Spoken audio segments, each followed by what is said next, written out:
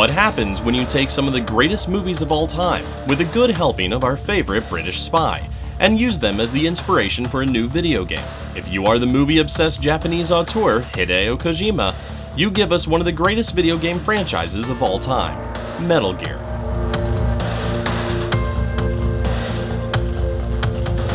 Partially inspired by Guns of Navarone, North by Northwest, the James Bond films, and with an obvious nod to Escape from New York's Snake Plissken, Hideo Kojima combined many of the film's elements into each stage of the 1987 Japanese release Metal Gear. The development of the game was somewhat constrained due to the MSX2's hardware limitations, which was unable to process more than a certain number of enemies or bullets on screen at once. Kojima worked around the limitations using The Great Escape as inspiration, and made the action game less about confronting the enemy, and more about avoiding capture. The North American NES release came in 1988, and opened to somewhat mixed reviews. However, critics saw it as a title that showed great promise for the future of the series. The first sequel, Snake's Revenge, released in 1990 for the NES and was developed by Konami specifically for the Western market. Kojima had not been informed of the sequel, and only learned of its existence when one of the developers requested that he create a true sequel to the game. Since its release, Kojima has stated that Snake's Revenge is faithful to the Metal Gear concept. Snake's Revenge and Metal Gear both are often considered non-canon because of discrepancies in the timeline.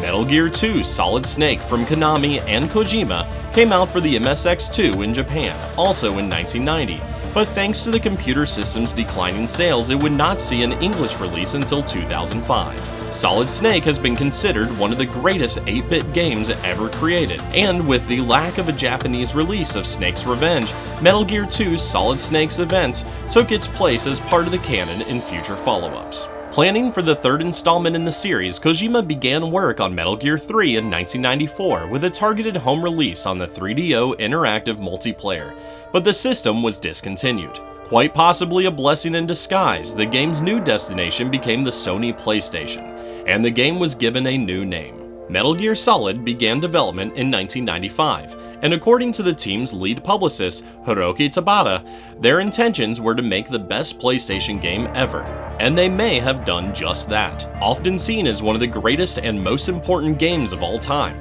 Metal Gear Solid shipped over 6 million copies worldwide, and has been praised for its cinematic style as well as popularizing the stealth genre. The Smithsonian American Art Museum even featured it in its 2012 exhibit, The Art of Video Games. Metal Gear Ghost Babel was a 2D game produced by Konami for the Game Boy Color in 2000. Known as Metal Gear Solid in Western territories and directed by Shinta Nojiri, Ghost Babel is set in an alternate timeline after the events of the first game, and nostalgically calls back the overhead style of its forefathers. The game has since received critical acclaim and has even scored a perfect 10 out of 10 from IGN.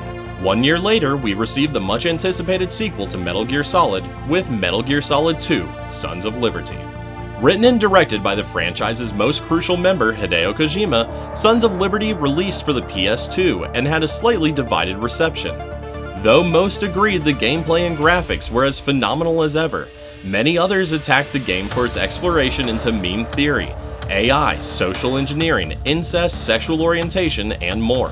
Despite the criticism, it still received an expanded release in 2002 for not only the PS2, but PC and Xbox as well.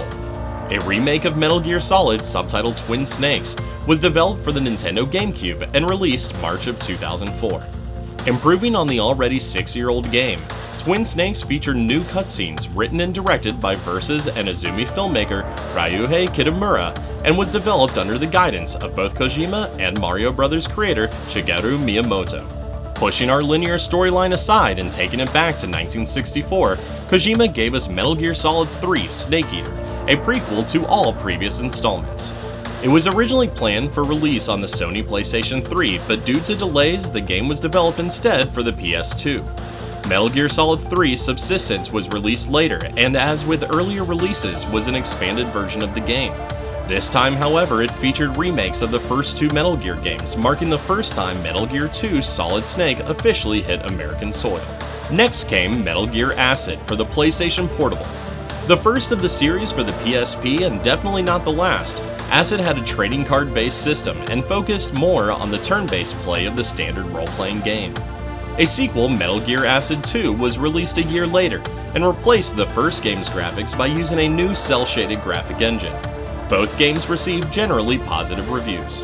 Metal Gear Solid Portable Ops came out in 2006 and was the first of the PSP games to be considered part of the official Metal Gear timeline, placing it several years after the events of Snake Eater, with elements that would tie in to the first Metal Gear.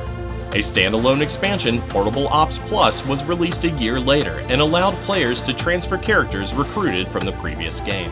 The next installment came in the form of Metal Gear Solid Mobile. Released worldwide in 2008, players were now able to control Snake on their Nokia Engage or Verizon Network mobile device. The game takes place between Metal Gear Solid and Sons of Liberty, but is often disputed as to whether or not it is actually part of the ongoing timeline. At the same time that Mobile was being developed, Kojima was hard at work on the PlayStation 3 release Metal Gear Solid 4 Guns of the Patriots. Set 5 years after the events of Sons of Liberty and now featuring an older Snake, Patriots shipped over 3 million units worldwide on its first day of release and received multiple awards praising it for being the game of the year. Bundled with Guns of the Patriots and released in Japan as a standalone, Metal Gear Online was a multiplayer spin-off of the franchise. Online would allow for up to 16 players to face off against each other, or even team up in deathmatch modes. After the 2011 Japanese earthquake, Konami shut down the Metal Gear Online servers in Japan to conserve energy. A year later, both North America and Europe also shut down their servers. A reworking of the game was produced in the form of Metal Gear Arcade in 2010, and was released to arcades across Japan, but due to its lack of popularity, eventually it was removed. Metal Gear Solid Touch was released for the iOS in 2009.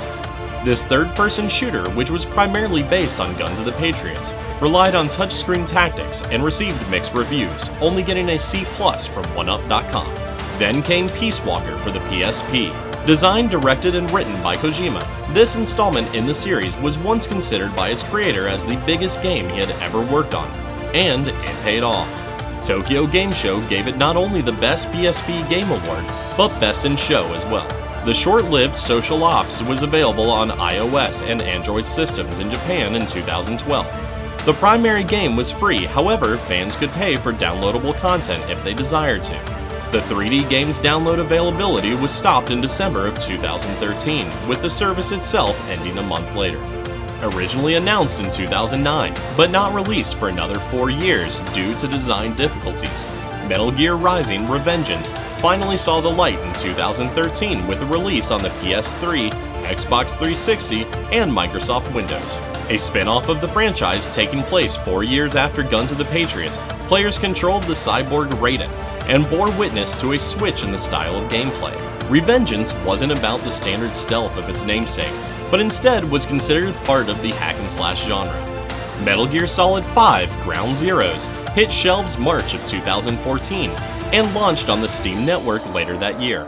The game was set in 1975, a few months after Peace Walker, and was originally planned to be released alongside the next release, Metal Gear Solid 5 The Phantom Pain, but with extensions placed on the development time for Phantom Pain, Ground Zeroes was released as a standalone prologue 1 year prior.